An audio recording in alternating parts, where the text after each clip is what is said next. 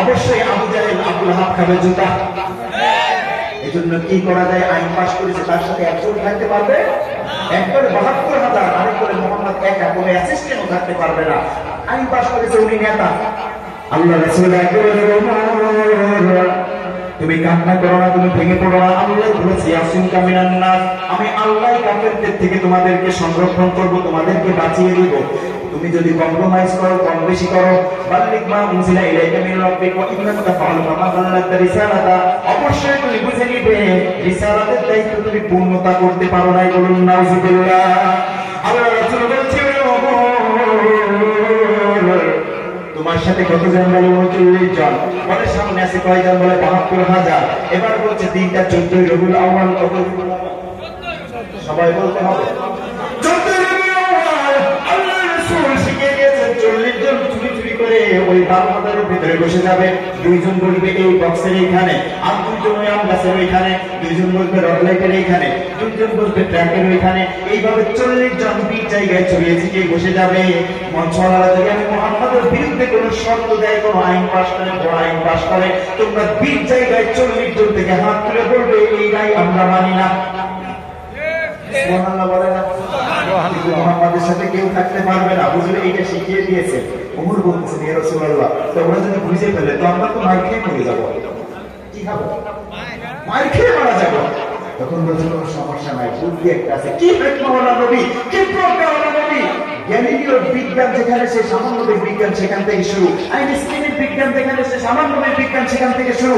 Stephen হকিংয়ের বিজ্ঞান যেখানে শেষ, সামান্যবিক বিজ্ঞান সেখান থেকে শুরু। ঠিক না? সবকিছু সামনে কোরআন। এবার হুজুর শিখিয়ে দিচ্ছেন, ওই যে 2 বন্ধু যাচ্ছে বিয়ে খাইতে, 10-15 পা যে আরেক বন্ধুকে বড় দোস্ত চল বিয়ে খাই আসি। একজন যাচ্ছে, আরেক বন্ধুকে বড় দোস্ত চল বিয়ে খাই আসি। এখন এই বন্ধু বলছে আমার তো দাওয়াত দেয় নাই। বলে তুমি দাওয়াত দাও কিসের জন্য? আমার তো দাওয়াত দিচ্ছে, আমার সাথে যাচ্ছিস। বলতে আপনার বলছে আমার সাথে যাচ্ছিস। এবার 8-10 পা এগিয়ে এসে এবার এই বলতে দোস্ত দাওয়াত কিন্তু মূলত আমাকেও দেয় নাই। বুঝলেন না? প্রথমে বলেছিল আমার সাথে যাচ্ছিস, এখন বলছে দাওয়াত কিন্তু আমারও দেয়নি। এবার দুজনে গেছে, গেট দিয়ে ঢুকে খাইছে, বুদ্ধি একটা পাকাইছে। কন্যা পক্ষকে বলবে যে আমরা ছেলে পক্ষের লোক, আর ছেলে পক্ষকে বলেছে কন্যা পক্ষের লোক। এটা বলে খাওয়া দাওয়া করে পেছন দিক দিয়ে ভিড় কামিয়ে দিয়ে পালিয়ে বাড়ি চলে আসছে। এরকম কিছু লোক বিয়ে বাড়িতে হয় না, সহ্য না করে মারা যায়, কথা বলে না। আল্লাহ রাসূল বলছেন হাবিব বিন মালিকের লোকেরা জিজ্ঞাসা করলে বলবে আমরা আবু জাহেলের লোক, আবু জাহেলের লোক জিজ্ঞাসা করলে বলবে হাবিব বিন মালিকের লোক। এইভাবে তোমরা ২০ জায়গায় ৪০ জন ছড়িয়ে ছিটিয়ে বসে যাও। সুবহানাল্লাহ। ঠিক যেমন কথা তেমন বসে গেলেন। এবার হাবিব বিন মালিক ১৪ রবিউল আউয়াল সামনের চেয়ারে, রৌপ্যের চেয়ার আছে আবু জাহেল। আর কোন চেয়ার আছে? কেন নাই? মুহাম্মদকে দাঁড় করে অপমান করবে। আর আমার আল্লাহ বলছে ওরা যে ষড়যন্ত্র করে আমি আল্লাহ ৫০,০০০ বছর পূর্বে একটি কৌশলটা আমি ওই সময় গঠন করে রাখি। আপনারা বলেন আমার নবীর সম্মান আল্লাহ রক্ষা করবে কি করবে না? আর ওদের বলতে হবে করবে কি করবে না? এবার আল্লাহর রাসূল আসে না, সামনে আছে এক দলের ১২,০০০, এক দলের ৬০,০০০, আর রাসূল সাল্লাল্লাহু আলাইহি ওয়াসাল্লামের ৪০ জন। মঞ্চে আছে হাবিব বিন মালিক, সামনের চেয়ারে রূপের চেয়ারে আছে আবু জাহেল। মুহাম্মদ এখনো আসে না। আসবেন কি আসবেন না বলে অপেক্ষা আছে কার মধ্যে? আবু জাহেল চিন্তা করছে কোরআনকে স্টপ করতে হবে। 3টি প্রশ্ন হবে, কয়টি?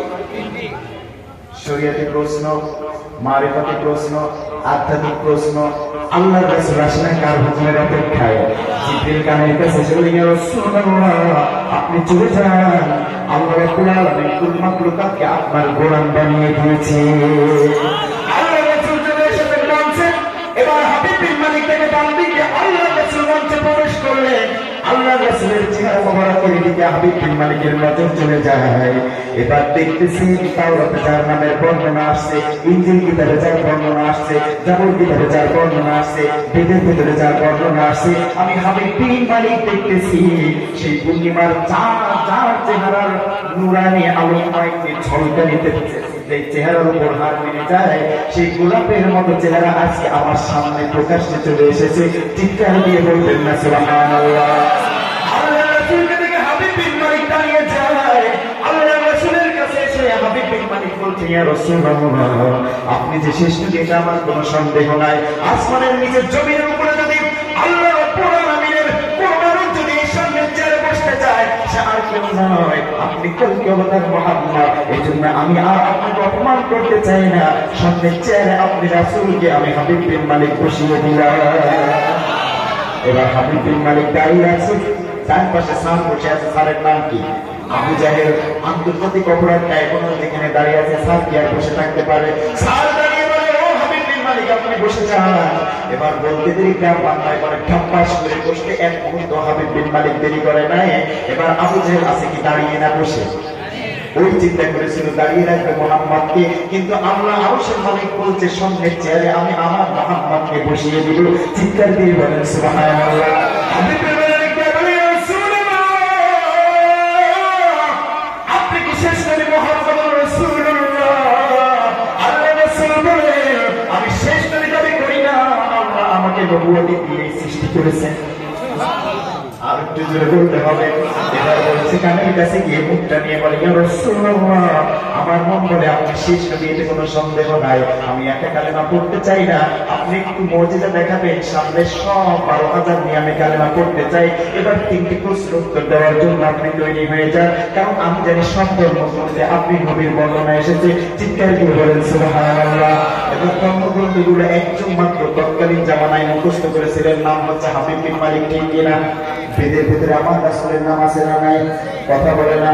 অবশ্যই একটা বড় রাজা তিনি প্রস্তাববদ্ধ খবর পেলাম আল্লাহ রাসূল মুহাম্মদ সাল্লাল্লাহু আলাইহি ইল্লাল্লাহ উত্তম ব্রহ্ম সমাধানে বস্তুমাত্র স্ত্রীর উপবাজ্য পূজা ধর্ম অন্য মলে চতুর্থ সন্তান ইতিহাস ষষ্ঠম শাস্ত্র শিষ্য শাখা সমাজে কি বই প্রশ্নমাল মুস্তফা নিবাসে আব্দুল্লাহ রাব্বি মুহাম্মদ মুহাম্মদুর রাসূলুল্লাহ। আপনারা বলেন সুবহানাল্লাহ। ঋগ্বেদ যজুর্বেদ সামবেদ অথর্ববেদের 7 নম্বর অধ্যায়ের 65 নং শ্লোকের ভেতরে আল্লাহ এই কথা বলে দিয়েছেন। দ্বিতীয় number old testament new testament ইহুদি এবং খ্রিস্টান ধর্মের ভেতরে চলেন। Old testament son of Solomon 5 নম্বর অধ্যায় 18 নম্বর শ্লোক when unbelievers people of God contaminated and enemy my book must welcome last and final messenger of Lord for clear total cry. He it is who has sent his messenger with the guidance and the religion of truth that he might cause it to be prevail over all religion. And Allah sufficient as a witness. জোরে বলেন সুবহানাল্লাহ। আবার বলতে যাবেন হিকম আমি থেকে ওই কুল্লু মুহাম্মাদিন জারু দেওয়া যাবে বাইনা জেরুজালেম আরেকবার সুবহানাল্লাহ। আবার কোরআনে বলবেন 3 জায়গায় আল্লাহ বলেছে সূরা তাওবা 33, এছাড়াও সূরা ফাতহে 28, এছাড়া সূরা সাফফিন 9 নম্বর আয়াতে লিজিরাহু আলা দিন কুল্লিহি ওয়ালাউ কারিহাল মুশরিকুন। আরেক জায়গায় বলেছেন ওয়াকাফা বিল্লাহি শাহিদা। সব জায়গায় আমার নবীর আগমন বার্তা আছে না নাই? এবার হাবিব বিন মালিকের চেয়ে তৎকালীন জামানায় এর চাইতেও বেশি আর কেউ জানতেন না। ঠিক কিনা বলেন? আমি তো নবীর সাথে আপনার নাম এসেছে, আপনি কোনদিন ভুল হতে পারেন না। আপনি আমার মুজিজা দেখার জন্য রাজি হয়ে যান। আপনি একটা মুজিজা দেখান, কারণ আমি একাই ঈমান আনবো না 12,000। তবে প্রশ্ন হবে কয়টা? সবাই বলে আরো জোরে। 3টা শোনার পরে 12,000 কালেমা পড়বে।